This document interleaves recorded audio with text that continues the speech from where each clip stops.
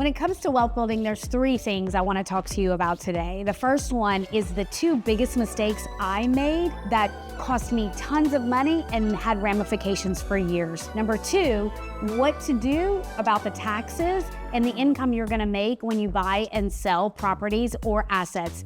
And then number three is who else do you need on your team to help you succeed for this wealth building journey that you'll be on for a lifetime. We should do a whole one on that. I have to have my notes. So I sat in this amazing class yesterday, and for a 25-year-old to retire with $1 million, basically there's a bunch of other pieces of this, so I wouldn't just say this piece. Basically, it's like $55 a month, that's it. Or one lump sum of $13,468. So we sold a triplex, I don't even remember when, it was many, many years ago now, and it just wasn't really cash flowing. It was nominally, and it was the upkeep on it was getting more and more. And so even though on paper it looked like a good investment, when you added in all of our time and back, this was, 20 years ago, probably, maybe not quite that long, but we were managing our own rental property. So when you factored back in our time on this property and the maintenance, it was just time to let it go.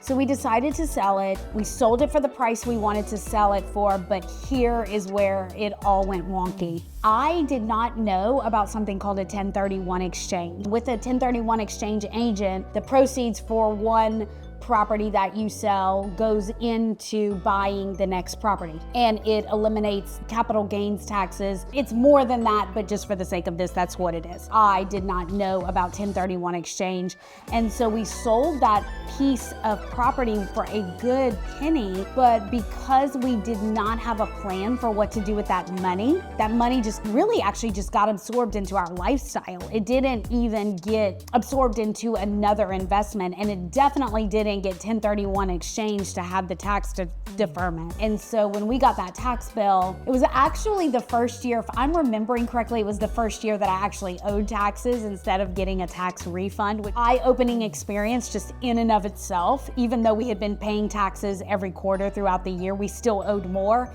And the reason is because we sold that piece of property with no plan for what to do with the money and how to mitigate the taxes.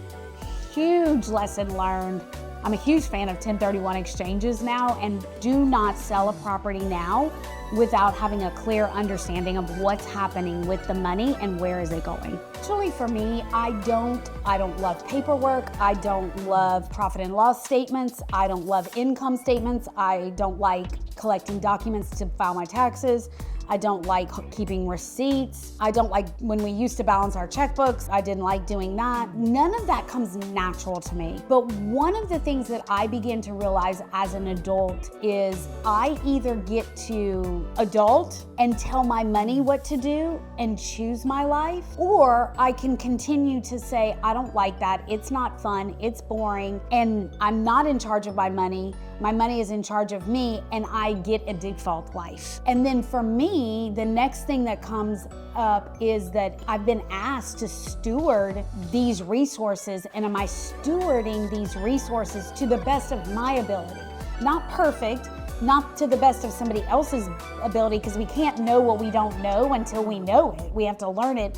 But am I stewarding it the best that I can? You know, I went to a class just yesterday, one of the best classes that I've ever been to, and it was with Mark King, the past president of Keller Williams International. And he said this, he said, you are in charge of You Inc. You are the CEO of You Inc. I, Deb Pierce, am the CEO of Deb Inc. Nobody is coming to save me. Nobody is coming to deliver my budget, my wealth building, my investments, my debt, my taxes. Nobody's coming on a white horse to deliver that to me. And it was so impactful. I don't know if it was just the day or the time or, when the student's ready, the teacher appears, but the way he said that, and I'm in wealth building, these kinds of conversations all the time. But the way he said that just kind of like pierced my heart. And just as a reminder that it's actually my job, like this is part of my job.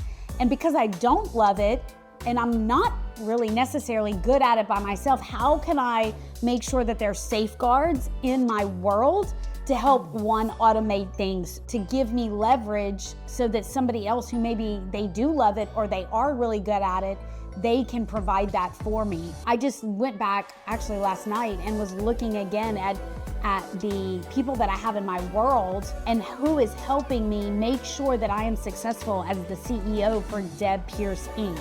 So really 5 people are really important. Well, a wealth strategist, a tax strategist, an estate planner, a personal banker, and a really fabulous realtor. And the last one I thought was something I learned yesterday, and I was like, well, I'm a really fabulous realtor. I'll be my own realtor.